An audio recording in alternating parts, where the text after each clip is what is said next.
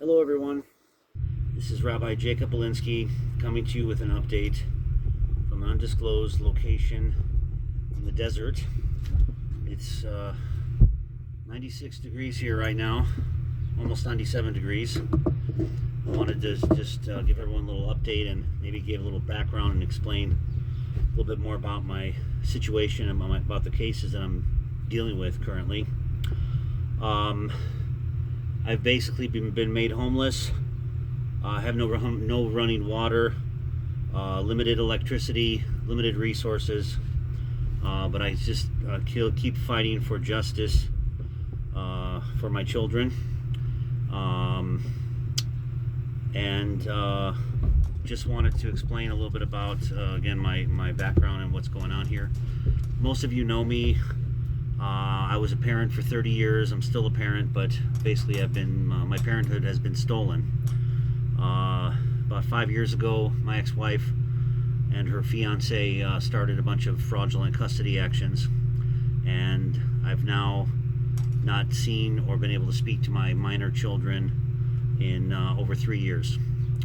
After our divorce 10 years ago, I was the primary parent. I took care of the children almost full-time by myself for those 6 or 7 years. And basically the courts fabricated and facilitated the parental kidnapping and the parental abduction of my children to assist my ex-wife and her fiance in their evil scheme to kidnap and relocate the children now to Florida. Anyway, this case started with a domestic relations, again with the divorce 10 years ago, but it was reopened up 5 years later, again with these fraudulent custody actions. I did everything I was supposed to do. I had attorneys. I filed all kinds of documents for the first 2 years. Unfortunately, things escalated, and false accusations were made.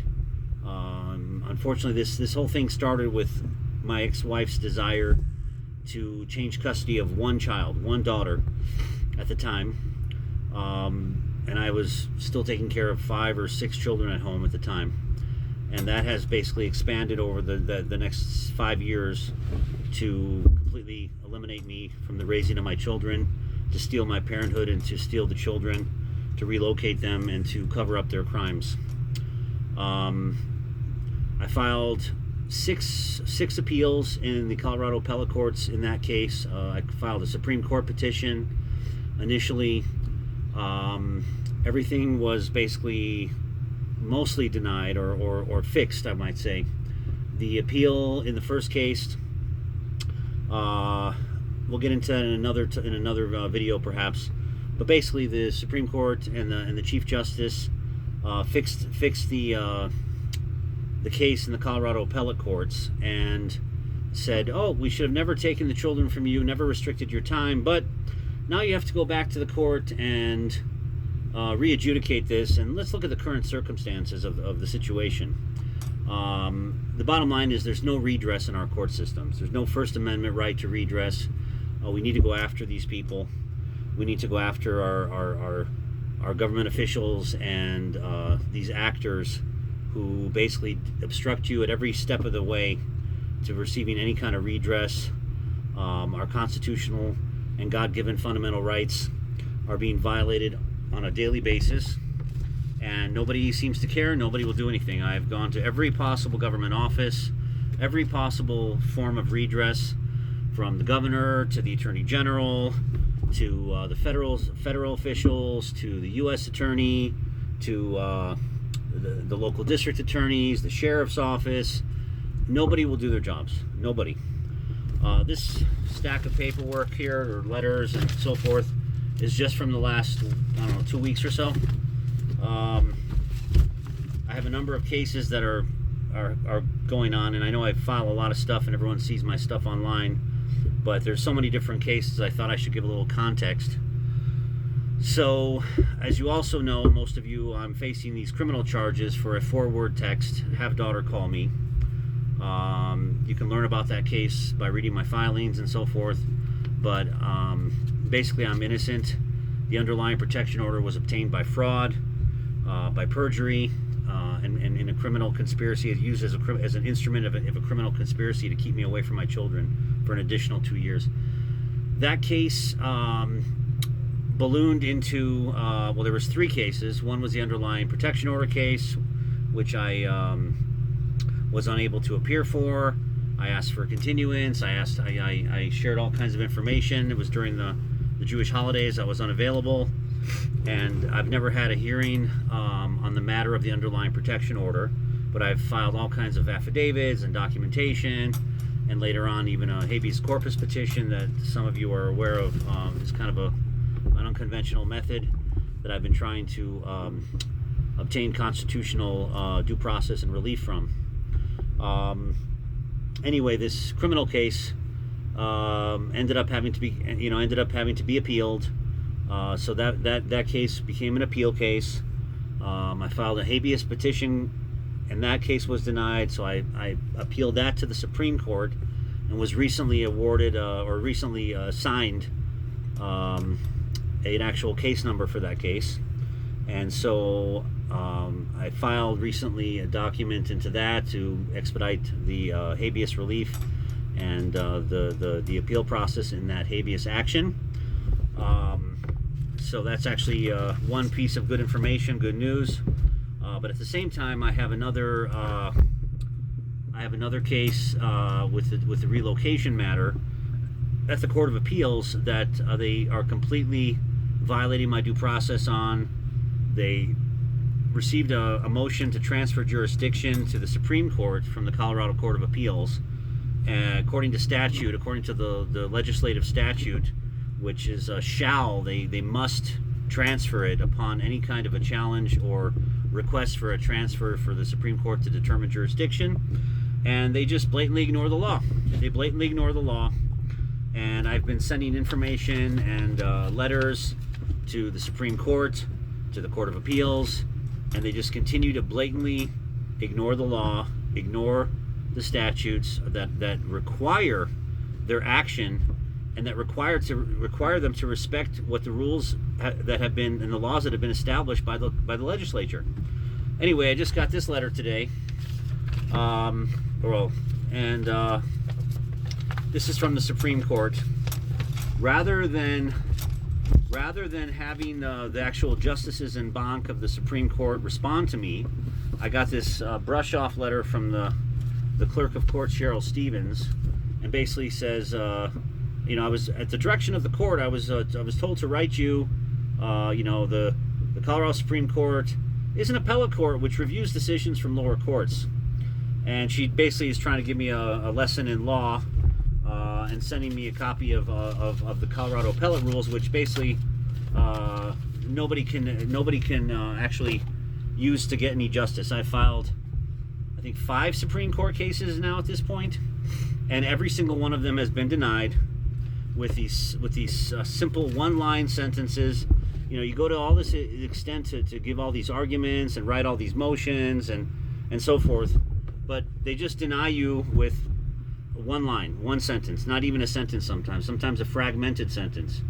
Upon review of the motion, the court hereby denies the motion, or denies. As an example, let's see, 18th Judicial District, District Attorneys, Elbert County, 18th Judicial District, Elbert County. This one is also, I think, Elbert County. Here's the one from the appellate courts, Court of Appeals.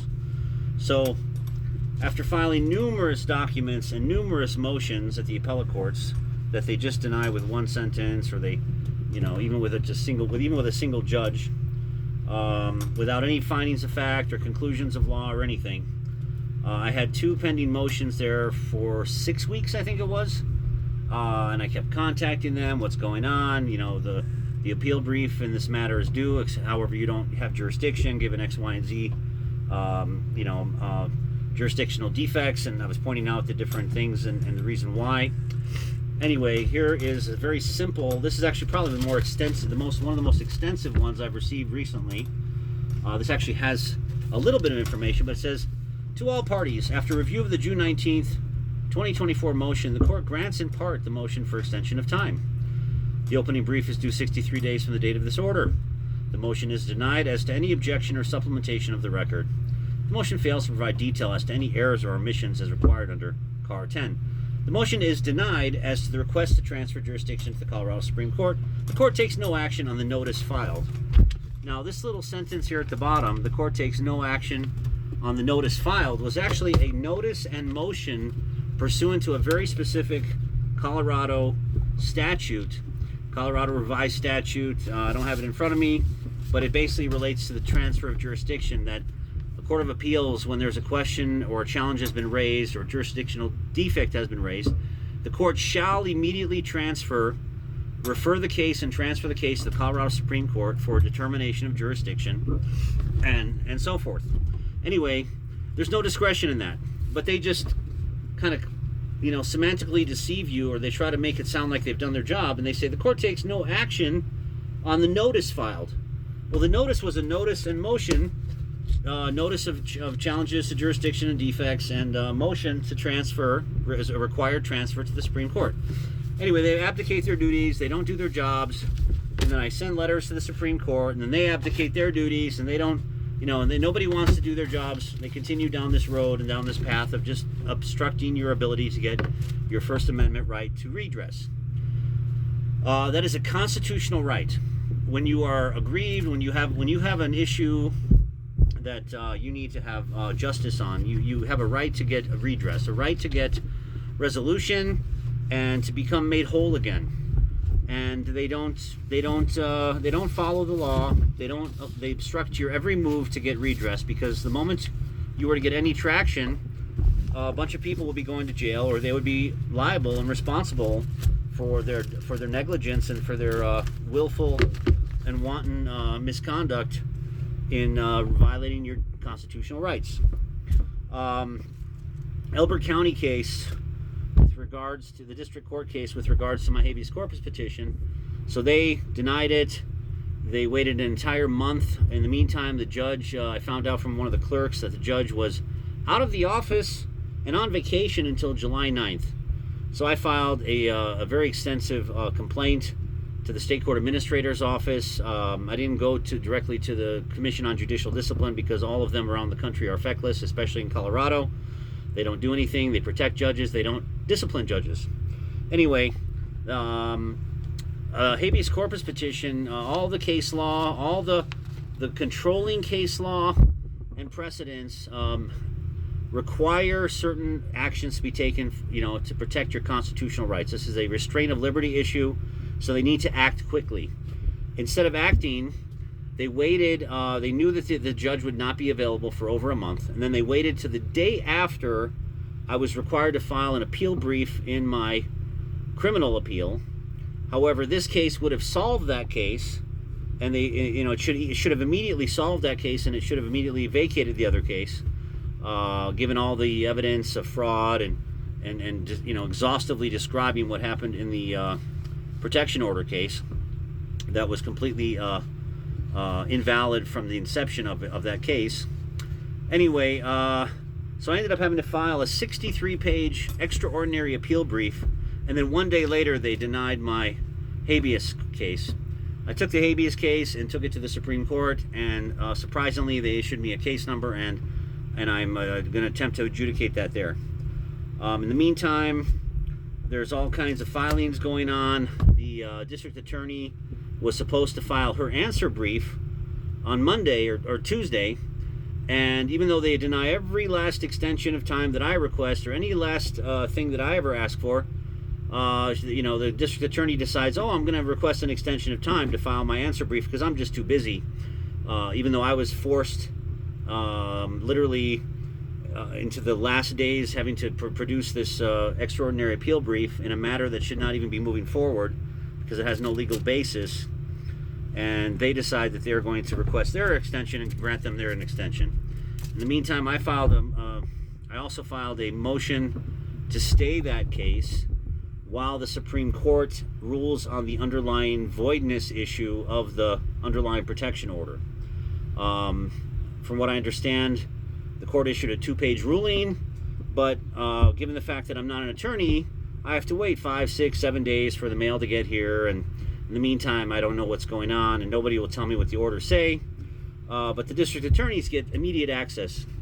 And whenever I've asked for special a request for electronic access, or to have the record on appeal provided to me, or copies of the transcripts, they completely deny every last request, and they obstruct every last thing from a pro se party's perspective. But anyway, one last thing, I'm also still waiting on the federal courts with my two federal lawsuits, my 2 federal cases. And the last thing that happened there, the magistrate judge, recommended dismissal of the 2 cases. I filed a bunch of unconventional documents in addition to my objections and so forth, but basically just terminating their jurisdiction and putting it on the record that they have failed to recuse even after being required to. Anyway, I brought some things to the attention of the federal clerk, sent him a letter, and he's now ignoring me. I also mentioned to him that he's now part of a federal part of a investigation in the U.S. Congress. I actually got some traction to get a whistleblower complaint in front of the House Judiciary Committee, Jim Jordan's House Judiciary Committee, and I'm waiting to hear back on that. But I told them that he's part of that investigation, and that they should it would behoove them to take action and do something with regards to my request to have the case reassigned and actually put a legitimate judge on it, and so that the proper administration of justice can actually proceed in those federal cases. But unfortunately, the federal case is just another arm of the same mafia style obstruction of justice. Don't allow a pro se to get justice. You're not allowed to sue any government actors. They all think they're completely impervious to the law, and they all have judicial immunity and special immunity and so forth. But anyway, I'm moving forward. I'm still trying to see what's going to happen with that. They also said a few months back that it would be 6 to 8 months is the average time that they make a final ruling.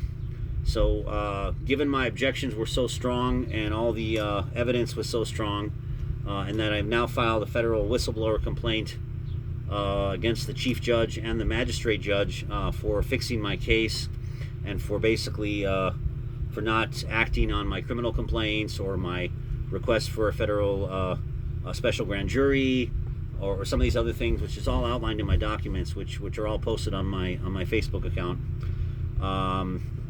Anyway, they're not taking any action, but we'll see what happens there.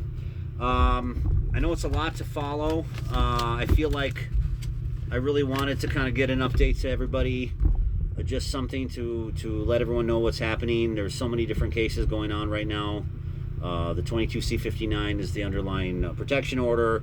22M143 and 22M152 were the criminal cases that resulted from that case.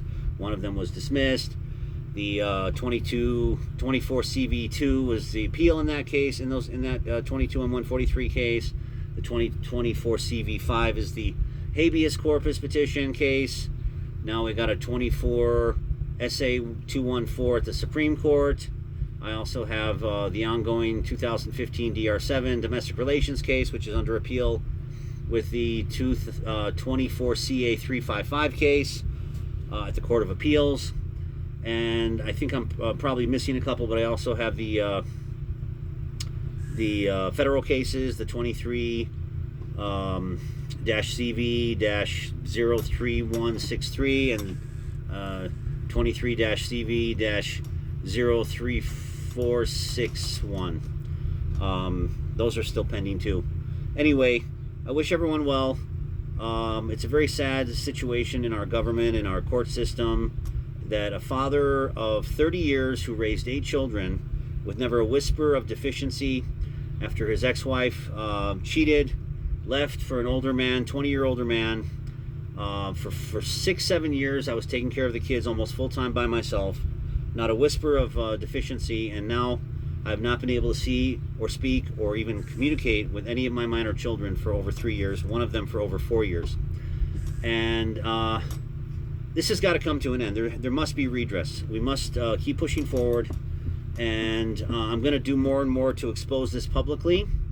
And I'm going to be launching a website, I hope, soon. I'm going to be putting out some more videos. Anyway, I really thank everyone for their support. It's not an easy thing to be doing.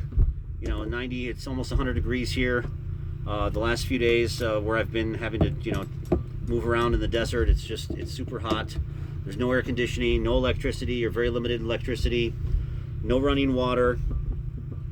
You know, I own my own home. I took care of my children. I had a professional job for almost 15 years before they made me lose my job.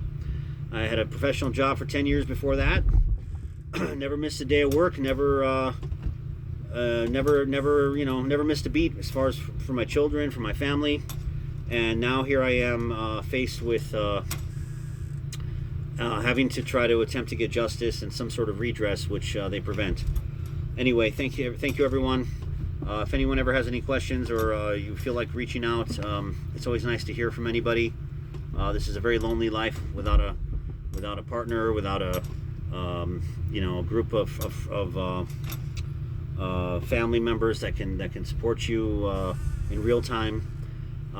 Anyway, thank you all. I'm sending my love and best wishes. I know there's also a lot of you out there that are fighting your own fights, but we need to do this in a public way so that not only do we save our own children, but we save everyone else's children. You know, one thing I heard this topic many times, not just from one of my consultant clinicians, Dr. Craig Childress, but also Jeff Younger said it last night on his podcast on Dad Talk. He said, you know, when he says save James, you know, it's about him, it's about James, it's about all the children. It's about all children. And Dr. Childress used to say, you know, in order to save all the children, you know, you can't just save one child. You have to, in order to save all the children, we have to save each child. Or saving each child is saving every child. But that's really the reality here.